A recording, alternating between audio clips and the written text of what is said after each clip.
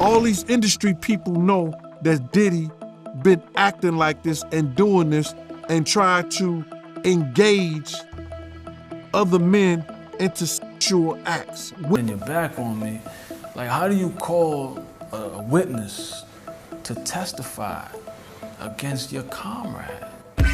You know what I'm saying? But it's my brother for real. We used to actually wrestle off of the frosted flakes because he used to always get up early.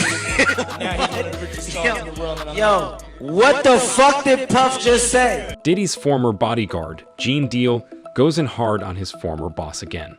Opening up about Diddy's affairs with men in a recent interview, Deal recounted a time where Diddy purchased butt plugs at a nearby store, drove straight to Ja Rule's house for a freak off while he guarded the door.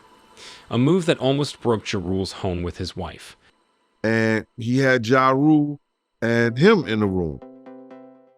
Yo, I didn't know they was doing anything freaky until Ja came out and said, yo, y'all didn't want to be in there because there's a lot of freaky things going on. Aisha confronting Diddy for turning his husband gay. Diddy's sexual escapades with men in the industry extends beyond the music scene, with human rights activist, Jaguar Wright's name-dropping Hollywood actor Will Smith as another of Diddy's multiple male partners.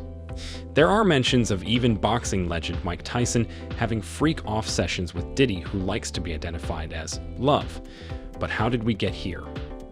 In November last year, big-time rapper, producer, and business mogul SceneCom's ex-lover Cassie Ventura filed a bombshell of a lawsuit against him for violence and sexual abuse over a decade-long relationship between the two from way back 2008. The lawsuit also contained allegations of Diddy forcing her to make out with male escorts as he watched on. There were also claims of Diddy blowing up rapper Kid Cudi's car to deter him from romantically seeing Cassie in there. Time she left, she actually had a brief relationship with Kid Cudi. When Diddy found out, he allegedly beat her, threatened to blow up Kid Cudi's car. In fact, that lawsuit, if tried at court, could have spelled Diddy's end for good.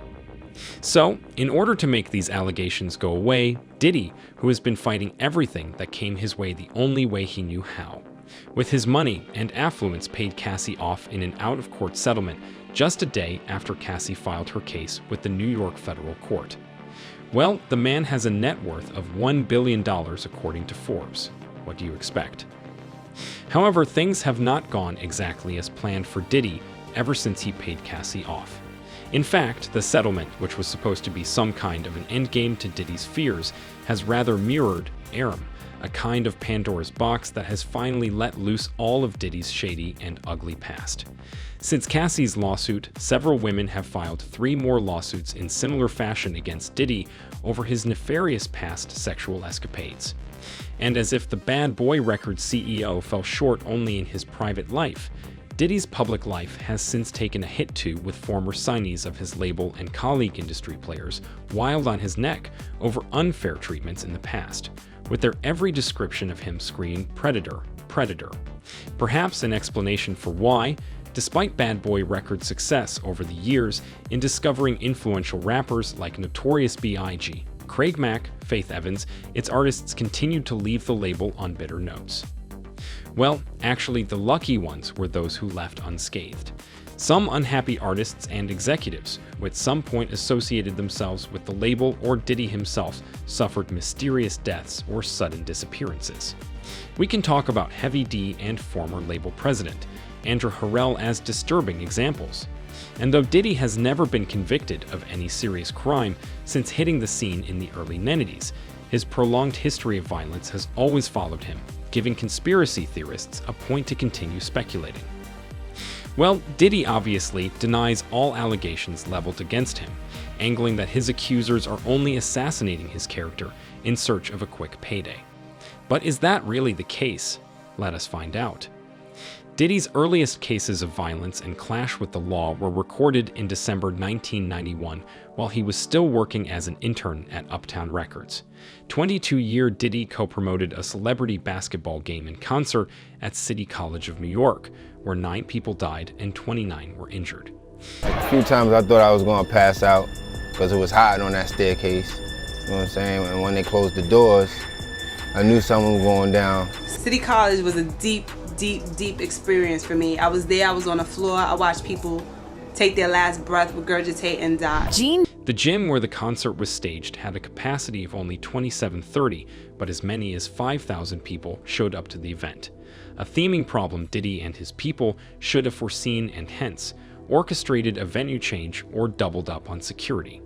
But Diddy and his organizers, who only thought of their ticket sales, went ahead and hired inadequate, inexperienced security for the show. A resulting consequence was when a massive overflow at the entrance forced entry into the gym, causing a stampede and consequently loss of lives.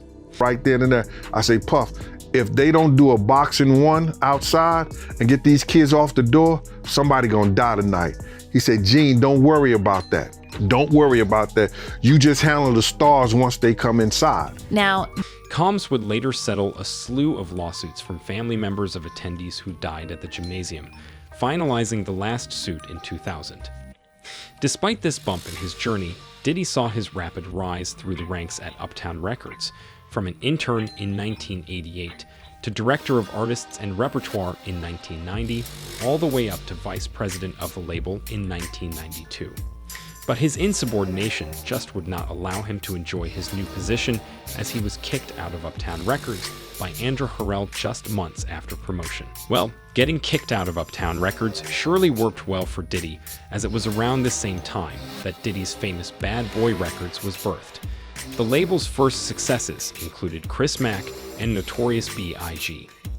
Notorious B.I.G.'s first album, Ready to Die, sold more than 2 million copies after its release in 1994, and Bad Boy Records would ride on this fortune into 1995 when Billboard magazine named the label as the #1 rap label and Diddy the #2 R&B singles producer. The rise of Bad Boy Records only fed Diddy's gangster and violent personality, which also meant he crossed more lines and made more enemies along the way. In March 1997, tension in the rap industry reached its new peaks when Notorious Big was shot and killed while driving through Los Angeles, with Diddy riding in the car ahead of him in the company of 3 bodyguards. The police never got to the tale of the murder, but it was viewed as a revenge mission by rivals, Death Row, after Notorious B.I.G. and Diddy, who were tight paddies, assaulted and robbed rapper Tupac Shakur 3 years before. Notorious B.I.G. and Diddy had also been accused of involvement in the killing of an associate of LA rap mogul Suge Knight at a party in 1995. Well, of course, Diddy and Bad Boy Records made a fortune out of Notorious B.I.G. posthumous records and tribute songs. More on Diddy and his known violent conducts with industry players. In June 2015, Diddy physically assaulted UCLA coach Sal Alosi in his office after the latter chided his son, Justin, over not being in shape for practice. And then there is this clash with Nas then manager Steve Stout in April 1999, where Diddy, who was unhappy with an MTV version of a video he shot with Nas for their hit record Hate Me Now, barged into Stout's office with several associates and beat him so badly that Stout required hospitalization. The rap industry in the mid-90s was so wild, considering that those controlling the game thought violence was the way to go. And while Diddy was assaulting people here and there, Chase was also getting buried in a series of lawsuits over physical abuse. No wonder the two clicked so well even till now. They say, "You shall know a man by the company he keeps." Now, how does Diddy compare as a boss to his associates? People who have worked closest to Diddy reveal he is not much different from his infamous public encounters with law. Diddy's former bodyguard, Gene Deal, in a number of interviews, went hard on his former boss, suggesting that all Diddy did with his associates and signees over the years was use and discard them. Deal has not been the only one on Diddy's back, with former signees The Lox and also Aubrey O'Day, member of Diddy's 2005 girl band Danity Kane, all coming out to hit at him for being autocratic and a mafia who would anything but look out for you. The Lox recently aired their decade-long frustrations with Diddy, which has seen them hire 7 different lawyers on radio, claiming that Diddy and his Bad Boy Records have withheld publishing rights to the music that has Diddy making a fortune off their hard works, even though they quit the label some 10 years ago. They are not the only ones aggrieved, as Aubrey O'Day. Member of the disbanded girl band, Danity Kane also revealed that Bad Boy Records recouped all their fortunes, leaving them in debt while on tours. $8 million. So $48 million somebody made on me. Yeah. I did not make anything. When I said I did Christina Aguilera for free, I didn't do Christina Aguilera for free, but the record label recouped it all. We were in debt at the end of that tour. Imagine wearing 5-inch heels and thongs for years, going up and down to entertain multitudes, only for someone else to enrich someone else's pockets. You know what is worse? Diddy made them sign non-disclosure agreements to shush them all from going public with his atrocities. This is just a way to get you to never be able to publicly speak about what we have experienced. In this email, it does say, the money that you're getting is not coming through Puffy or Combs Music. This is a deal with Sony Music. I would get any money that the songs I wrote on that were streamed make, which is a couple $100. This is not the money that we made when we released the albums. Think you have heard enough about Diddy sabotaging his own artists after the death of Notorious B.I.G. and making a fortune out of the toil of the likes of Danity Kane and the Lox? Wait till you hear Jamal Shine's story. In late December 1999, Combs and his bad boy Sonny, 21-year-old Jamal Shine Barrow, were partying at Club New York when Diddy knocked a drink out of Matthew Allen's hands. And then an altercation ensued, leading to 3 men drawing firearms, and 3 people got shot in the process. Diddy was arrested with 2 9mm guns in his car and was subsequently charged with 4 weapons charges. And you know what is funny? Diddy tried to bribe his driver to claim that the guns were his own. A witness said she saw both Shine and Combs shoot weapons, but after a series of court hearings, Diddy was acquitted on all charges, while Shine was found guilty and sentenced to 10 years in prison. But how come? Diddy hired separate lawyers to represent him, and his signee, Shine, and Diddy's witness ended up implicating Shine in the crime. Allegations of Diddy being an overbearing artist manager, producer, and a control freak of a boss can be traced down to the careers of his 2 artist sons, Quincy and Christian Combs. How unbelievable does it sound that Diddy, an all-time great in the music industry, has been unable to propel his sons to the top of the game. It gets incredibly infuriating when you come to know that Christian is even a Bad Boy record signee, but his career has not really taken off as you would expect. This makes you want to take into account all allegations that past artists from Bad Boy Records have leveled against Diddy of him stifling their careers. It is clear at this point that Diddy has always gotten his way with people in the past and still continues to do so now. And I feel that was forever going to be the case if not for Cassie taking the bold step to sue him. But even so, Cassie's claims and the 3 other new lawsuits after hers portray Diddy as female predators, but in fact, Diddy screws males as well. Yep, you heard that right. Diddy is part of a big chunk of industry players who take advantage of young male rappers needing contracts.